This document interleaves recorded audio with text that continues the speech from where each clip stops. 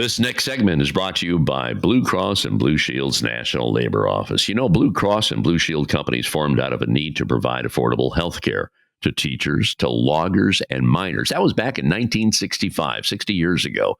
That's when the Blues developed the National Labor Office to strengthen its commitment to organized labor. Well, today, Blue Cross and Blue Shield's National Labor Office remains focused on America's workers, advocating for affordable and equitable health care. Partnering with strategic alliances to provide industry-leading products and services, and proudly serving more than 18 million unionized workers, retirees, and their families, all working hard for America's working families and for the health of America. You can learn more by following them at Blue Labor on LinkedIn and X, formerly known as Twitter. And remember, you can check us out on Facebook or follow us on X, formerly known as Twitter. That would be AWF Union Podcast, AWF Union Podcast. Let's go to line number one and welcome our featured guest who's been on the show before. His name is James Benton. James is director of the Race and Economic Empowerment Project at the Kalmanovitz Initiative for Labor and the Working Poor at Georgetown University. I got very familiar with Kalmanovitz when we had John Russo and Sherry Lincoln as regular guests here on America's Workforce. John and Sherry kicked off the Center for Working Class Studies at Youngstown State University, which kind of went by the wayside some years ago. And I know Sherry is still working at Georgetown. James, welcome back to America's Workforce. Thanks for joining us today. And I remember talking to you before you entered academia. You were a journalist. Maybe take me back to that time. And it's interesting transition. And I always like to find out people's journey in life, how they got to where they are. I'm sure you have a rich and storied history. Maybe you could share a little bit with our listeners. What do you think? Sure. I can share. It is a long history, but I'm going to try my best to be very brief about it. I wanted to understand more about the world, and I became a journalist out of college. Did that for about 11 years. And while I was doing it, I kept noticing a number of things about economic change and how communities were suffering, people were suffering. And I got to see that up close in a number of places. As an intern in Detroit in 1990, working in the South in the Research Triangle area from 91 to 94, working in Ohio, in Northeast Ohio and Columbus from 1994 to 1999. I kept seeing changes that were happening because of trade policy. I kept seeing changes where manufacturing was declining and being replaced by service industries and other types of work that wasn't paying as well. And I just got really curious about it because in the middle of that journalism career, we had the North American Free Trade Agreement that was negotiated and under Bush and approved by Congress under Clinton. And one of the first industries that was affected was the textile industry. And that affected my hometown because I grew up in Western North Carolina in a textile community. And a lot of the jobs that were there when I left vanished over the course of the next decade or so. And there was a lot of resentment. And I wondered about that. And that really has driven a lot of what's taken place since then. Eventually went back to school and did some research on what was one of the largest manufacturing sectors in this country. 50 years ago, it employed about 2 million Americans in cities and towns and suburbs in every state of the union. And now it employs maybe just under 200,000 people. We've had a loss of about 90% of those jobs in less than a half century. Some of that is due to automation. A lot of it is due to trade policy.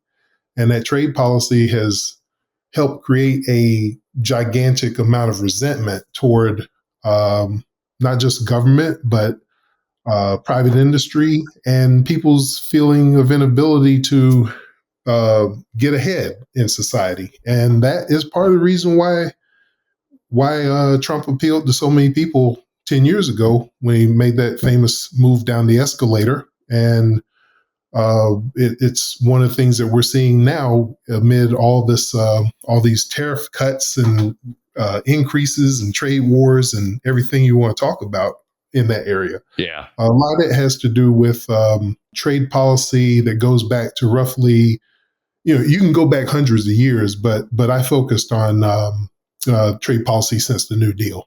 And NAFTA was the beginning of so much bad trade policy leading up to PNTR. I mean, you put the two together and it just hollowed out America. You mentioned textiles, and we record this show in Northeastern Ohio. My dad was a steel worker. Yep. And tens of thousands of jobs just disappeared in steel. Auto is the same thing. I mean, Detroit was hollowed out. Yes. And it's funny you mentioned Trump, because Trump said he was going to bring all those jobs back to Youngstown, Lordstown area, because Lordstown, they had 3 shifts going over there. I mean, that's the plant that brought us going back to the Chevy Vega. Exactly. And I think the last one was the Chevy Cruze, and it's gone. It's gone. But, you tell people what they want to hear and they'll vote for you. I mean, that's exactly what happened here. And those jobs, they tried desperately to bring that plant back, but nothing really materialized. I mean, they're doing batteries, but it's just a fraction of what it used to be. You know what gets me on all this, James? I mean, you really analyze what was going on here. Democrats and Republicans both supported the trade policy. They just didn't listen to workers, because I remember unions were very vocal about these trade policies. Unions were very vocal about deregulation of utilities, of airlines, of trucking. They didn't listen. And to what we're talking about, those jobs disappeared.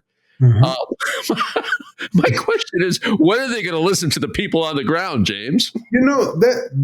And I wondered about that, because when I went in, when I started doing my research a long time ago, maybe 15 or so years ago, all I knew was what I had heard in the general discourse, which was, trade is bad, NAFTA's bad, Clinton sold out the country, et cetera, et cetera. But what I found out were 2 things that you just touched on in your lead up to this question.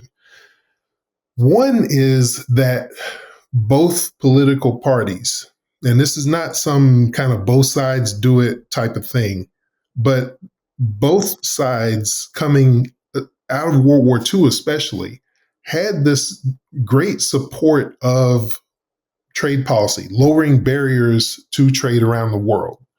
And they were joined in some cases by leaders of unions, and I want to make this clear, leaders of unions in industries that stood to benefit from exports. So if you're exporting cars, if you're exporting steel, this is great. But if you are in a lower wage industry that's subject to import competition because it's cheaper to create those goods and export them to the United States, textiles, shoes, clothing, then you're a little wary about where this is going. And you were right that workers kept saying stuff about this. Unions, mostly rank and file, for decades in industries where they saw direct competition from imports, kept saying, you've got to watch out. You've got to be careful. You're saying that this is going to bring prosperity overall, but it's going to really tackle our industry. And unfortunately, the labor movement as a whole didn't quite get that clear until the late 1960s. And by that time, the textile industry had gone from a trade surplus to a trade deficit. The auto industry was under fire. The steel industry was under fire. The chemical industry was under fire. The electronics industry was under fire. And a lot of what happened between the 1960s and NAFTA was simply playing out the string. The die had already been cast. But what I want to really emphasize here is that workers, unionized workers, and some unions were keenly aware of the economic challenges that lower trade barriers pose to their industries. And they were vocal about it. They got their members of Congress involved. They got their local elected officials involved. They got anybody they could find involved in this. And they just did not have the voice that was strong enough to carry the day until it was too late, until more and more of America's industrial sectors were under threat from import competition. James, let me throw this at you. You know, the unions were vocal about what was going on, and they also got blamed for it. Yeah. Have you noticed? Oh, your labor costs are awfully high. You have very rich benefits. We can't afford you anymore. That's why we have to send your job to Mexico. And then when that got too expensive, they went to China. Then they went to India. Then they went to Vietnam. So it's almost like you're damned if you do, you're damned if you don't. You follow me? Yeah, I follow you. And let's take it a step further. What are we arguing about right now? You're hearing Trump and all these other political leaders say, we want to bring manufacturing back to America. Who could be against that? You know, everybody would love to see these jobs return. They would love to see opportunities come back. But you're putting trust in people who, for companies and executives who for decades have lowered wages, outsourced, offshored, downsized, done everything. They have basically waged war on American workers. And now all of a sudden you're saying, oh, well, we're going to bring manufacturing back. Manufacturing won't come back until it's cheaper to produce goods here than it is to produce overseas and put on a ship and send to the United States. So you're going to trust these people who have been waging war against American workers for decades to suddenly become an ally? I have a real hard time believing that's going to happen. No, you got to run away from that one, brother. You got to run away. Exactly. James, I have to take a quick break here. Our featured guest today is James Benton. James is director of the Race and Economic Empowerment Project at the Kalmanovitz Initiative for Labor and the Working Poor, which is out of Georgetown University. We will continue with him right after this on America's Workforce. Don't go away.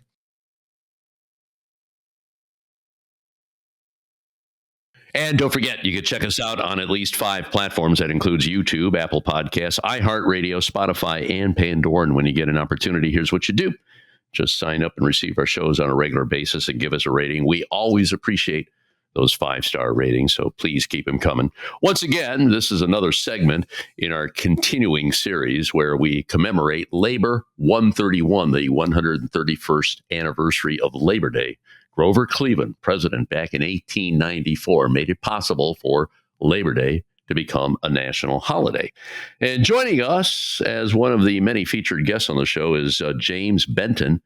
James is director of Race and the Economic Empowerment Project at the Kalmanovitz Initiative for Labor and the Working Poor. All right, we're talking about the policies in America that have resulted in so many jobs disappearing. And you mentioned in the first segment, you throw in the trade deals, you throw in automation, and it's a double whammy. And you see those jobs just disappearing. And it's so interesting, too, because I've learned a lot doing this show. And this goes way back. We were talking about the pecan shelling workers back in the 1930s. And they went on strike, up to 12,000 of them. And, they did get an increase in wages. But after they gave them an increase in wages, they automated everything. So you win some, you lose some. They said, well, we're not going to pay that. We'll let a machine do the work. And we're seeing that. Let me throw this at you. You mentioned about these billionaires that are pretty much in control of just about everything, not just in the United States, but the entire world. They are pouring a ton of money into artificial intelligence, a ton of money. That is pretty scary. And I know the unions have been, at odds here. They're trying to write some protections in their contracts. But what do you see happening there? Okay, automation, trade, AI. My question to you, James, will there be any workers left in America down the road? What do you think? This is something.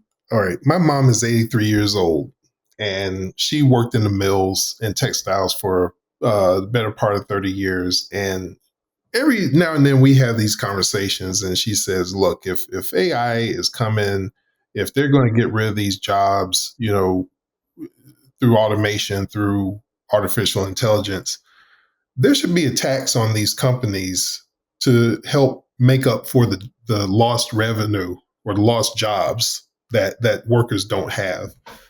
There's a quick question here though about who's going to buy these goods if there are no workers producing them. I don't think the people who are gung ho behind harnessing artificial intelligence have really thought this thing out. They think they have because they see the potential for lower costs and higher profits, but there's a human cost that I don't think they've calculated into the equation. Um, where will workers get the means to buy goods and services that these folks claim that they're going to produce through artificial intelligence and saving labor in the process? Yeah. It reminds me of an old proverb where you say that fire and water are good servants but bad masters, and I would throw technology into that as well, because you can make it do a lot of things for you, but if you're not careful, it can do a lot of things to you. And there's a particular reason why. I mean, no less than Pope Leo, within a couple weeks of ascending to the papacy, made a couple of statements that said artificial intelligence is one of the issues is a very serious issue for workers, just like the industrial era of the 1800s, late 1800s and early 1900s, the Gilded Age, if you will. If you've got somebody like Pope Leo saying that this is a challenge for modern workers, that's a very serious thing to be concerned about. Yeah. And it's way too early to say how it's going to happen or what's going to happen, but I do know that there are enough warning signs out here that we can't just allow the billionaires to simply set the tone on how artificial intelligence is developed. Yeah. I mean, people, billionaires aren't the only ones out here with dreams. Okay, people want to make a living. People want to advance economically. They want to have time for their families and time for their leisure as well. If people don't really think clearly about where this is going, I fear we could be in. We're already in a second Gilded Age, in my opinion, and AI just has the potential to make things that much worse. You mentioned about buying products. Who's going to buy the products if you don't have a job? Right. Didn't Henry Ford, I'm going back to 1914, Henry Ford, who is not what you call a friend of labor, okay? Exactly. He raised wages. I think it was $5 a day. Yeah. $5 a day back in that. Well, that was a lot of money back then. A lot of money. And he took a lot of grief for it. He said, "What the hell are you doing, Henry?" Right. And he said, "Well, I have to have somebody buy my Model Ts." And he was right. Yeah. He was right. And there's a philosophy in there that seems to be missing nowadays. Yes, Henry Ford was not what you would consider a friend of labor by any stretch of the imagination. But he had a pragmatic streak here that said, if I don't pay my workers enough, who's going to buy these Model Ts that are rolling off the assembly line? And I feel that there's a dire, desperate need out here for leaders of industry to do more than gather riches that would make Croesus blush. Yeah.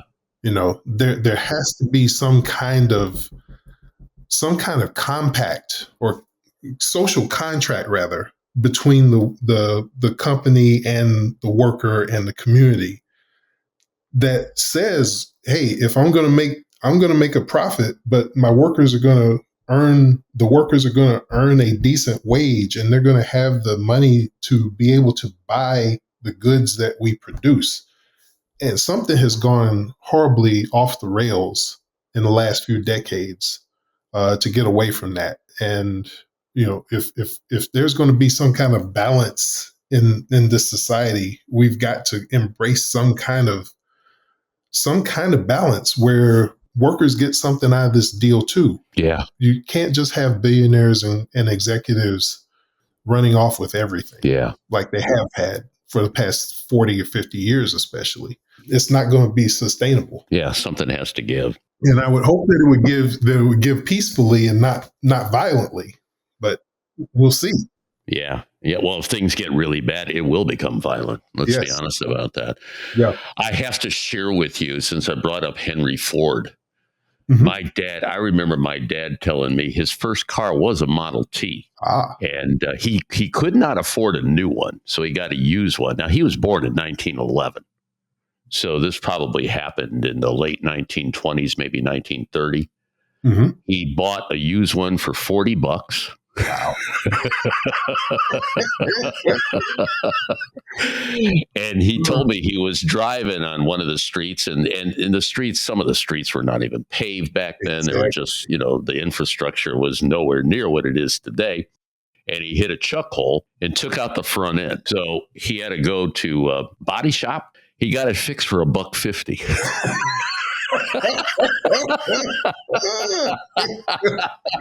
Oh my goodness. Yeah. Oh my God, have times changed? Times have changed. Well, I always say it's best to leave them laughing. James, I love your commentary today. I love your perspective on what's going on in America and pretty much the entire world. So please keep in touch with us, okay?